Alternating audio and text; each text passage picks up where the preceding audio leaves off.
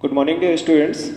Today, as on online classes, I am just going to teach you about the biology for class 6. It will be the chapter 2nd, the cell.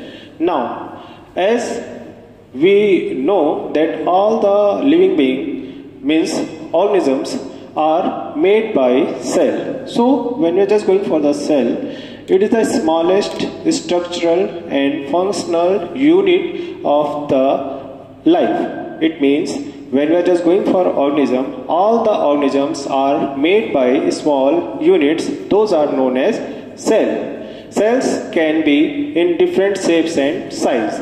When we are just going for cells, it can be rectangular, oval, cylindrical, in any shape. It can be irregular also. You can just take the example of amoeba. Amoeba is an organism that can change its shape.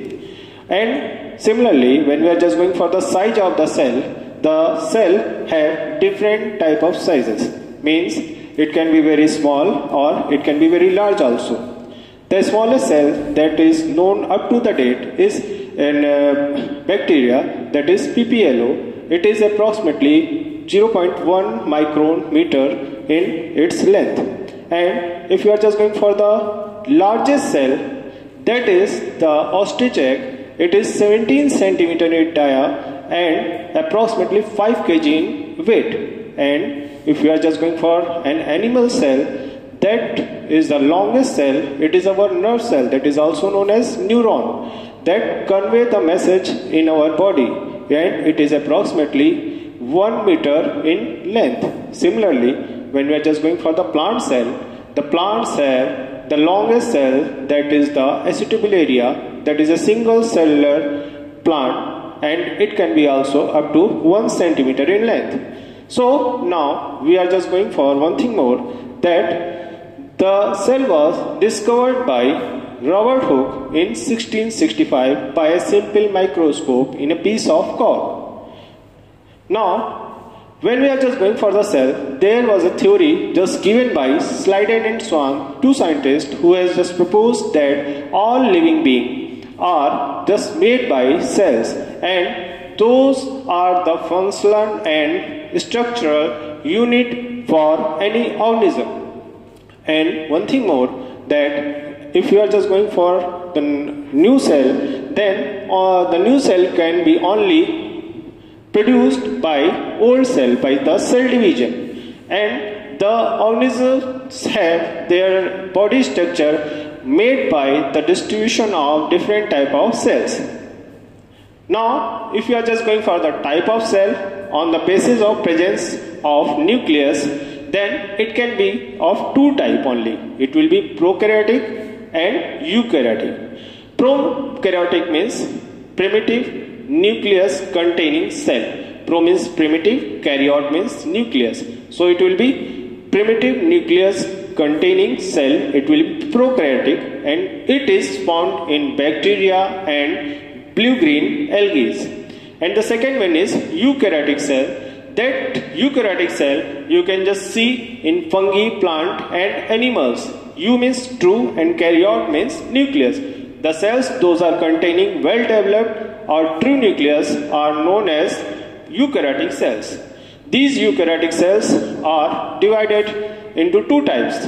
First one is the plant cell and the second one is the animal cell. And if you are just going for the difference between those cells, plant cell and animal cell, there is a basic difference in their structure, that the plant cell contain a cell wall and animal cell doesn't contain a cell wall. Similarly, when we are just going for the structure of the plant cell and animal cell, they have three things in their structure. First thing, the outermost structure of their cell, it is the cell membrane or unit membrane. Both of the cell, plant cell and animal cell, contain plasma membrane or unit membrane, that is also known as cell membrane. This one is the cell membrane, and in plant cell, after cell wall, this is a cell membrane. Afterwards, the liquid that is present inside the cell, in the plant cell and animal cell, both, that is protoplasm. It is divided into two parts. First is the cytoplasm and the second is the nucleus. Third, that is the vacuole, that is consist for the reserve food material, and in plant cell the vacuoles are very large.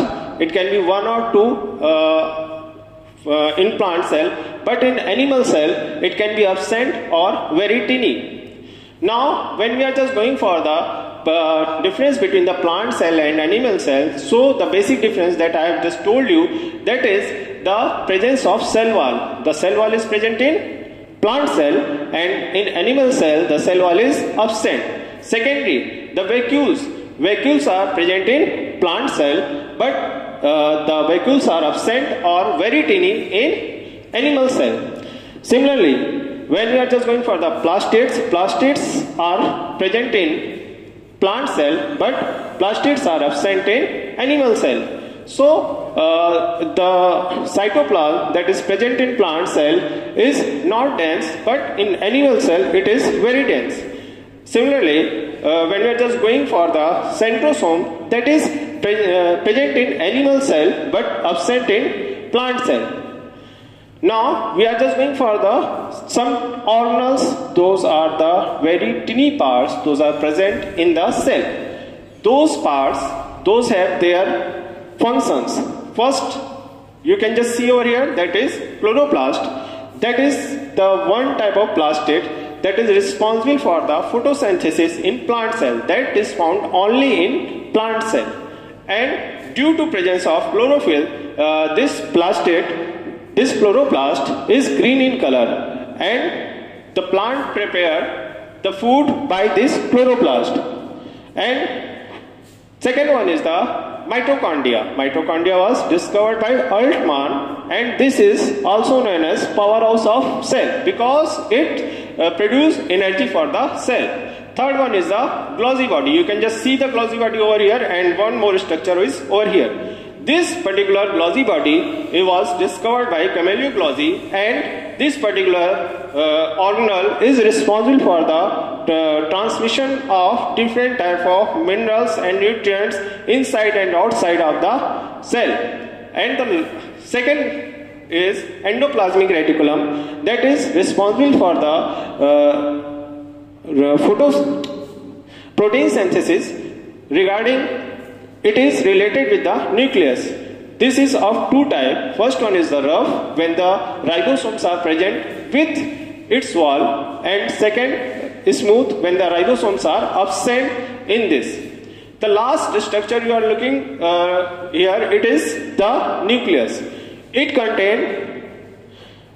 contain mainly 4 parts. First part, that is the outermost layer, that is known as nuclear membrane. And the second, that is inside it, it will be the nucleoplasm. And that particular structure, that is nucleolus. Inside the nucleolus, you can just see the chromatin threads. Those are the genetic material for any cell. And when we are just going for the cell division, that is the process by which the old cell develops into new cell.